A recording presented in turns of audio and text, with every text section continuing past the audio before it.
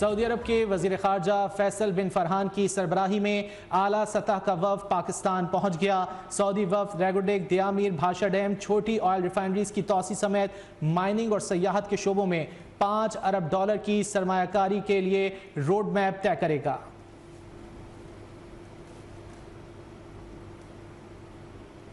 سعودی عرب کے وزیر خارجہ فیصل بن فرحان کی سربراہی میں اعلیٰ سطح کا وفد پاکستان پہنچ گیا۔ سعودی وفد ریگوڈیک، دیامیر بھاشا ڈیم، چھوٹی آئل ریفائنریز کی توسیع سمیت مائننگ اور سیاحت کے شعبوں میں $5 ارب کی سرمایہ کاری کے لیے روڈ میپ طے کرے گا۔ سعودی عرب کی پاکستان میں سرمایہ کاری میں دلچسپی۔ سعودی عرب کے وزیر خارجہ فیصل بن فرحان کی سربراہی میں اعلیٰ سطح کا وفد پاکستان پہنچ گیا۔ وزیر خارجہ اسحاق ڈار نے سعودی وزیر خارجہ کا پاکستان پہنچنے پر استقبال کیا۔ سعودی وفد میں وزیر ماحولیات انجینئر عبدالرحمان عبدالمحسن الفضلی، زراعت، صنعت، سیاحت، آئل پروٹیکشن کے سینئر اعلیٰ حکام شامل ہیں۔ سعودی وفد پاکستان میں ریگوڈیک، دیامیر بھاشا ڈیم، چھوٹی آئل ریفائنریز کی توسیع سمیت مائننگ اور سیاحت کے شعبوں میں $5 ارب کی سرمایہ کاری کے لیے روڈ میپ طے کرے گا۔ سعودی وفد صدر مملکت، وزیر اعظم اور آرمی چیف سے بھی ملاقات کرے گا۔ سعودی وفد خارجہ، صنعت و تجارت، زراعت، معدنیات، توانائی، موسمیاتی تبدیلی، آبی وسائل کے وزراء سے بھی ملاقاتیں کرے گا۔ سعودی وزیر خارجہ کا دورہ پاکستان وزیر اعظم شہباز شریف کے حالیہ دورہ سعودی عرب کے بعد ہوا۔ شہباز شریف نے اپنے دورے میں سعودی ولی عہد محمد بن سلمان سے ملاقات کی۔ دونوں رہنماؤں کے مابین سرمایہ کو فروغ دینے کے لیے تبادلہ خیال ہوا۔ عالمی مالیاتی فنڈ سے نئے قرض پروگرام پر باضابطہ بات چیت کے لیے تیاری کر لی گئی۔ پاکستان نئے قرض پروگرام کے لیے 2 درخواستیں کرے گا۔ وزیر خزانہ محمد اورنگزیب MD IMF سے ملاقات میں نئے قرض پروگرام کی درخواست کریں گے۔ اسلام آباد سے دیکھتے ہیں راہیل حسن کی رپورٹ۔ پاکستان نے IMF سے نیا قرض پروگرام لینے کے لیے تیاری کر لی۔ معاشی ٹیم حتمی پلاننگ کے ساتھ واشنگٹن میں موجود ہے۔ نئے قرض پروگرام کے لیے پاکستان IMF سے 2 درخواستیں کرے گا۔ وزارت خزانہ کے ذرائع کے مطابق IMF سے ایک درخواست ایکسٹینڈ فنڈ فیسلٹی کے لیے، جبکہ دوسری درخواست کلائمیٹ چینج کے اضافی فنڈ کے لیے کی جائے گی۔ وزیر خزانہ محمد اورنگزیب MD IMF سے ملاقات میں باضابطہ درخواست کریں گے۔ وزارت خزانہ کے ذرائع کے مطابق معاشی ٹیم کے دورہ امریکہ میں موسمیاتی تبدیلیوں سے نمٹنے کے لیے اقدامات اور مختص بجٹ پر IMF حکام کو بریفنگ دی جائے گی۔ گورنر اسٹیٹ بینک سیکرٹری وزارت خزانہ IMF حکام سے ملاقات کے دوران معاشی اشاریوں سے آگاہ کریں گے۔ مثبت بات چیت کے نتیجے میں IMF مشن مذاکرات کے لیے آئندہ ماہ پاکستان پہنچے گا۔ ذرائع کے مطابق دورہ امریکہ میں معاشی ٹیم عالمی بینک حکام سے ملاقات کے دوران فائنانسنگ بڑھانے کے لیے معاشی ٹیم بات چیت کرے گی۔ عامر تانبا کے قتل میں بھارت کے ملوث ہونے کا شبہ۔ اب تک کی تفتیش میں بھارت کے ملوث ہونے کے شواہد سامنے آ گئے۔ وفاقی وزیر داخلہ محسن نقوی نے کہا ہے کہ اس سے پہلے بھی 2-4 وارداتوں میں بھارت ملوث تھا۔ لیسکو کی جانب سے 83 کروڑ یونٹس اوور بل کیے جانے کا انکشاف بھی ہوا۔ انہوں نے کہا کہ آپ کو پتہ نہیں کہ بل 22,000 آ رہا ہے اور آپ 40,000 ادا کر رہے ہیں۔ لاہور سے دیکھیے اعجاز شیخ کی رپورٹ۔ وفاقی وزیر داخلہ محسن نقوی نے FIA لاہور آفس کا دورہ کیا اور نئے انویسٹیگیشن بلاک شہزاد یونس شہید کا افتتاح کیا۔ پریس کانفرنس کرتے ہوئے وفاقی وزیر داخلہ محسن نقوی نے کہا کہ FIA کے قوانین میں ترامیم کی ضرورت ہے۔ عوام کو اوور بلنگ کا مسئلہ ہے۔ لیسکو نے 83 کروڑ یونٹ اوور چارج کیے۔ سب سے بڑی بات جو میرے خیال ہے آج ہماری میٹنگ کا مقصد بھی تھا وہ اوور بلنگ تھا۔ اس ٹائم پہ بجلی کی قیمت ڈیفینیٹلی بہت زیادہ ہے اور میری اس سلسلے میں پرائم منسٹر صاحب سے بھی بات ہوئی اور انہوں نے ہمیں پورا شور کرایا کہ کسی قسم کا پریشر کوئی بھی چیز ہوگی وہ FIA کو ساتھ سپورٹ کریں گے۔ آپ کو میں صرف ایک چھوٹی سی مثال دے دیتا ہوں کہ اس سلسلے میں FIA لاہور نے خاص طور پہ بہت اچھا کام کیا ہے۔ ہمارے پاس پراپر ایویڈنس پکڑی لی ہے کہ 83 crore unit 83 crore unit over bill ہوئے ہیں لیسکو میں۔ محسن نقوی نے کہا کہ عامر تانبا پر فائرنگ جیسے پہلے بھی واقعات ہوئے، اب تک ملنے والے شواہد بھارت کی طرف جا رہے ہیں۔ حقیقت پولیس کی تحقیقات کے بعد سامنے آئے گی۔ بہاول نگر واقعے کو ایشو نہیں بنانا چاہیے۔ دہشت گردی روکنے کے لیے افغانستان سے مذاکرات کیے جا رہے ہیں۔ اس سے پہلے بھی جو 2-4 واقعات ہوئے ہیں اس میں انڈین ڈائریکٹلی انوالو تھا پاکستان کے اندر کلنگز میں۔ پولیس انویسٹیگیٹ کر رہی ہے لیکن ابھی تک ان کا شک وہی ہے جو آپ کہہ رہے ہیں۔ اس ٹائم پہ انہی کے اوپر سارا ایویڈنس جا رہا ہے لیکن جب تک انویسٹیگیشن مکمل نہ ہو جائے کہنا بہتر نہیں ہے، لیکن تقریباً उसी तरह का पैटर्न है। मोहसिन नकवी ने कहा कि राना सनाउल्लाह अच्छे दोस्त हैं, उनकी बात पर तबसरा नहीं करूंगा। बलोचिस्तान में 8 अफराद के कत्ल के मामले पर मुख्तलिफ पहलुओं से तहकीकात चल रही हैं। वफाकी वजीर दाखिला मोहसिन नकवी ने कहा कि सोशल मीडिया के लिए कानून साजी की जरूरत है, साइबर लॉज को रीवैम्प किया जाएगा, बेस्ट ऑफिसर की तकर्री के लिए पोस्टिंग रूल्स तब्दील कर सकते हैं। कैमरामैन आदिल इशफाक के साथ इजाज शेख, न्यूज़ 1 लाहौर। वज़ीर आज़म शहबाज शरीफ ने कहा है कि हुकूमत बिजली चोरी रोकने के हवाले से पुरअज़्म है। उन्होंने NDMA को बारिशों से मज़ीद जानी नुकसान से बचने के लिए इक़दाम करने की भी हिदायत कर दी है। बिजली के शोबे से मुताल्लिक़ इजलास से खिताब करते हुए वज़ीर आज़म शहबाज शरीफ का कहना था कि बारिशें हो रही हैं जिससे पन बिजली की पैदावार में इजाफा होगा। NDMA को हिदायत की है कि सूबों के साथ राब्ते में रहे और बारिशों से जहाँ नुकसान हुआ वहाँ इमदाद पहुँचाई जाए। बिजली के तरसीली निज़ाम की इस्तेदाद कार में इजाफा नागुज़ीर है।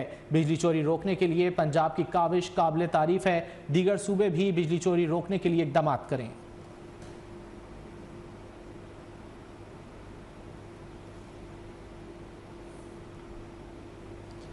मरी में वज़ीर आला मरीम नवाज शरीफ की ज़ेर सदारत खुसूसी इजलास। मरी के मसाइल, ज़रूरियात और डेवलपमेंट प्रोजेक्ट्स पर ब्रीफिंग। डेवलपमेंट के लिए जामे प्लान तलब कर लिया गया।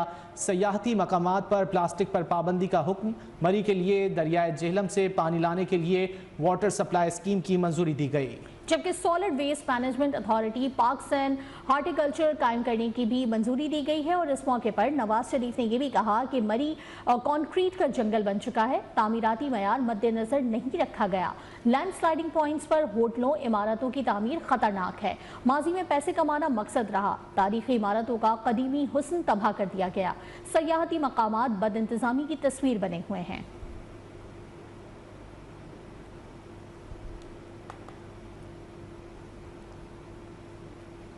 रहनुमा पीपल्स पार्टी आसिफ भुट्टो जरदारी ने रुकने कौमी असम्बली का हल्फ उठा लिया। स्पीकर अयाज सादिक ने हल्फ लिया। हल्फ के मौके पर अपोजिशन अरकान ने ऐवान में शदीद शोर शराबा किया। आसिफ भुट्टो के हल्फ उठाने के बाद पीपल्स पार्टी के अरकान असम्बली ने भी जीए भुट्टो के नारे लगाए। मैं आसिफा भुट्टो जरदारी सिद्ध के दिल से हल्फ उठाता हूँ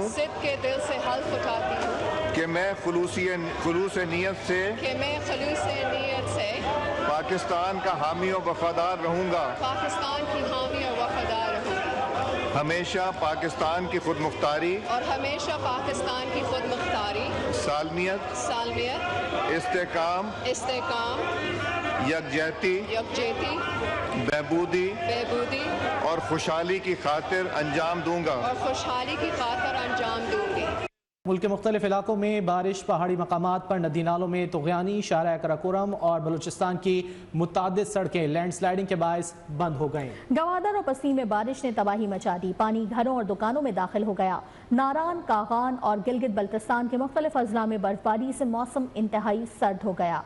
बारिश के दौरान हादसात में मजीद 10 अफराद जाँ बहक हो गए। पंजाब, खैबर पख्तूनख्वा, सिंध, गिलगित बल्तिस्तान और कश्मीर में मजीद बादल बरसने की पेशगोई। लोअर चित्राल में 3 दिन और बलूचिस्तान के मुतासरा अजला में 2 दिन के लिए तालीमी इदारे बंद कर दिए गए। खैबर पख्तूनख्वा, बलूचिस्तान और कश्मीर में तूफानी बारिशें, लैंडस्लाइडिंग। चित्राल में बिजली और फोन सर्विस मुअत्तल। तालीमी इदारे 3 दिन के लिए बंद कर दिए गए। खैबर पख्तूनख्वा में वक्फे से बारिश का सिलसिला जारी है। कबायली इजला में शदीद बारिश के बायस नदी नालों में तुग़यानी आ गई। मानसेरा में बारिश ने जलथल 1 कर दिया। कागान और नारान में हल्की बर्फबारी से मौसम इंतहाई सर्द हो गया। गिलगित बल्तिस्तान के मुख्तलिफ इलाकों में बर्फबारी के बायस मकानात की दीवारें गिर गयी। शाहराह कराकोरम लैंडस्लाइडिंग के बायस बंद हो गयी। मोमिन में गुज़िश्ता 3 रोज से वक्फे से बारिश का सिलसिला ताहाल जारी है। सैलाबी पानी नशेबी इलाकों में दाखिल, अवाम को मुश्किलात का सामना है। मुख्तलिफ इलाकों में कच्चे मकानात को नुकसान। अपर मोमिन में घर की दीवार गिरने से 3 बच्चे जख्मी हो गए। शदीद बारिशों के पेश नजर लोअर चित्राल और बलूचिस्तान के मुख्तलिफ अजला में 3 रोज के लिए तालीमी इदारे बंद कर दिए गए हैं। उधर पंजाब और सिंध के मुख्तलिफ शहरों में भी बारिश ने जलथल 1 कर दिया। उकाड़ा में करंट लगने से एक शख्स जहाँ बाग हो गया। महकमा मौसमियात ने पंजाब, खैबर पख्तूनख्वा, सिंध, गिलगित बल्तिस्तान और कश्मीर में मजीद बादल बरसने की पेशगोई कर दी है। پاک فوج کی جانب سے سوات، تیر اور چترال میں شدید بارشوں سے متاثرہ علاقوں میں ریسکیو آپریشن جاری ہے۔ ضلع انتظامیہ اور دیگر ریسکیو اداروں کے ساتھ مل کر پاک فوج نے کئی رابطہ سڑکوں کو بحال کر دیا۔ چترال سے پشاور روڈ لینڈ سلائڈنگ کی وجہ سے بند ہونے کے بعد پاک فوج نے فوری اقدامات کرتے ہوئے بھاری مشینری سے سڑک سے رکاوٹیں ہٹا کر ٹریفک بحال کر دی۔ پاک فوج کی جانب سے مسافروں اور سیاحوں کو بھی مدد فراہم کی گئی۔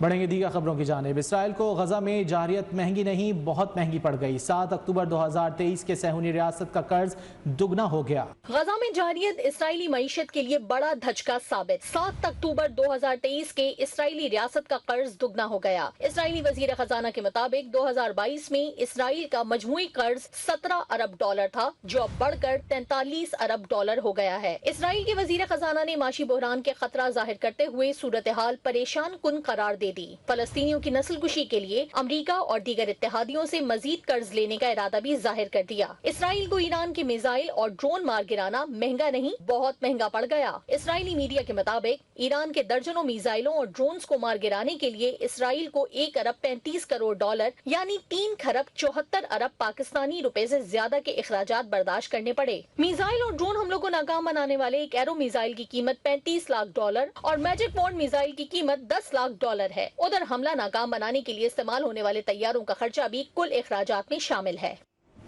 اسرائیل کو سفارتی محاذ پر پھر منہ کی کھانا پڑی۔ سلامتی کونسل اجلاس میں ایران کے خلاف مطالبات منظور نہ ہو سکے۔ اقوام متحدہ میں معاملے پر بحث اب بعد میں کی جائے گی۔ دوران سیشن ارکان نے ایک دوسرے کے خلاف لفظی گولہ باری کی، جس کے بعد کارروائی بے نتیجہ ملتوی کر دی گئی۔ ادھر امریکی صدر نے نیتن یاہو کو جوابی کارروائی سے روک دیا۔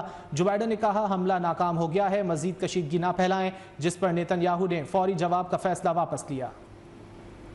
اسرائیل پر ایران کا حملہ، سلامتی کونسل کا اجلاس بے نتیجہ ختم۔ اسرائیل کو سفارتی محاذ پر پھر منہ کی کھانا پڑی۔ اجلاس میں ایران کے خلاف مطالبات منظور نہ ہو سکے۔ اقوام متحدہ میں معاملے پر بحث اب بعد میں کی جائے گی۔ سیکرٹری جنرل انتونیو گوتریس کہتے ہیں مشرق وسطی کو جنگ کے بڑے خطرے کا سامنا ہے۔ کسی بھی ریاست کے خلاف جارحیت ممنوع ہے۔ وقت آ گیا کشیدگی کم اور تحمل کا مظاہرہ کریں۔ ادھر امریکہ، برطانیہ اور فرانس اسرائیل دوستی میں اندھے ہو گئے۔ اجلاس میں امریکہ نے ایران پر مزید پابندیوں کا مطالبہ کیا۔ نائب امریکی سفیر رابرٹ ووڈ نے کہا اسرائیل کے خلاف جارحیت کا جواب دیا جائے گا۔ برطانوی مندوب باربرا ووڈ نے بھی ایران کی مزید کشیدگی سے خبردار کر دیا۔ فرانسیسی مندوب نے کہا ایران اور اس کے اتحادی خطے میں عدم استحکام پیدا نہ کریں۔ ایرانی سفیر امیر سعید نے امریکہ، برطانیہ اور فرانس کا رویہ منافقانہ قرار دے دیا۔ ان کا کہنا تھا کہ امریکہ اور برطانیہ مشرق وسطی میں عدم استحکام کے ذمہ دار ہیں۔ امریکہ باز رہے، اگر ایران کے خلاف کارروائی کی تو بھرپور جواب دیں گے۔ روسی مندوب نے کہا سلامتی کونسل میں منافقت اور مغرب کے دورے معیار کو دیکھ رہے ہیں۔ شام میں بمباری کی جا رہی ہے، کوئی نوٹس نہیں لیتا۔ کسی مغربی اتحادی کو نشانہ بنایا جائے تو فوری جوابی کارروائی کی جاتی ہے۔ ایران نے سعودی، قطر، ترکی، روس کے وزراء خارجہ کو فون کر کے خطے کی صورتحال، بڑھتی کشیدگی اور اثرات پر بات کی۔ تینوں وزراء خارجہ نے بھرپور حمایت کا یقین دلایا۔ امریکی وزیر خارجہ نے اردن، سعودیہ، مصر، ترک ہم منصبوں کو فون پر کہا کہ امریکہ کشیدگی نہیں چاہتا، اسرائیل کی دفاع کی حمایت جاری رکھیں گے۔